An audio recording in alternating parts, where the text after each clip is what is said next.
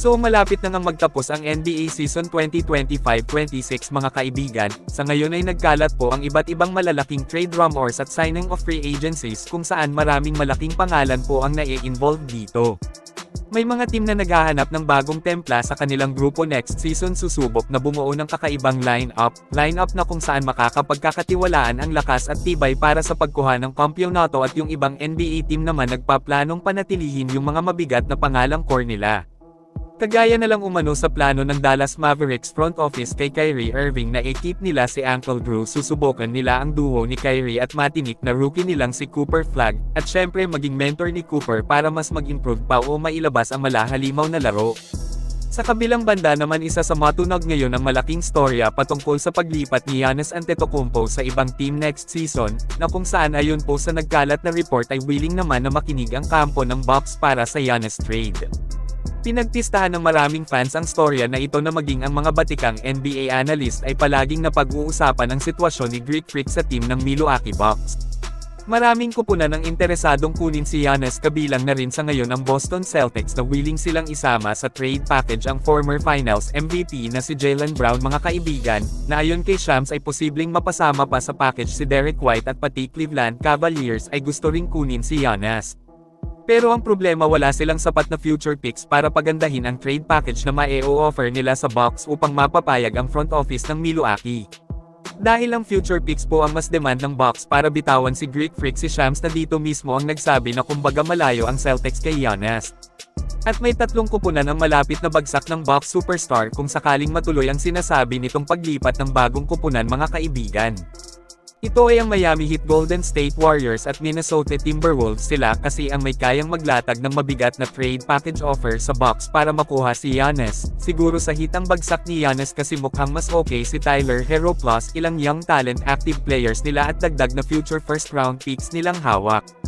Pero syempre magbabase rin naman yan kung saan talaga gusto na lumipat si Greek Freak, kasi sure win sa hinaharap ang hanap niya, sa madaling sabi dagdag na kampyonato ang gusto pa niyang makuha.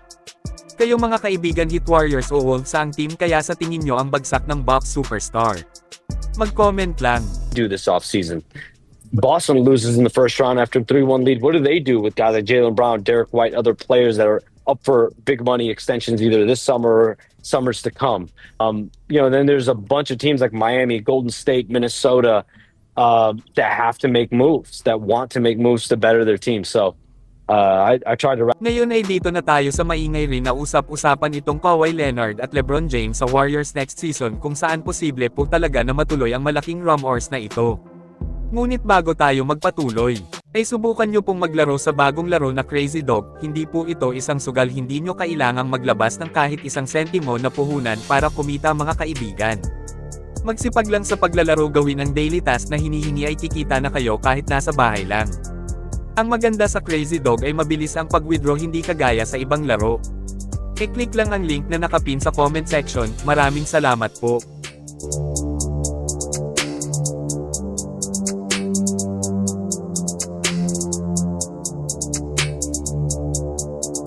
Ang storyang Kawhi at LeBron sa Golden State Warriors next season mga kaibigan ay hindi po malabo na mangyari. Free agent si LBJ at pwede siyang mag-sign ng $15 million. Alam natin na sobrang liit na offer yan, pero sa ngayon hindi na naghahabol ang The King ng pera kasi mapera naman na siya. Importante sa kanya ay dagdag na singsing kung saan mataas ang tsansa kung magsasanib sila ni Steph sa Dubs. Pagdating naman kay The Claw, Kawhi Leonard ay makukuha siya ng Warriors via trade kung saan magiging kapalit si Jimmy Butler mga kaibigan papuntang Clippers. Well, sobrang interesting po ito.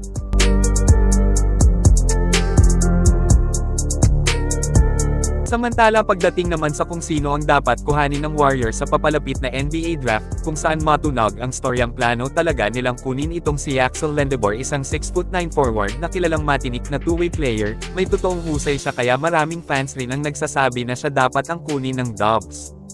Pero para sa akin, sariling opinyon ko lang, kung makukuha nila sina LeBron at Leonard mga kaibigan o isa sa kanila, ay hindi dapat na si Axel Lendebor ang kunin ng Warriors sa draft. Kasi dadami ang forward sa team nila, may Moses Moody at Gesantos pa sila.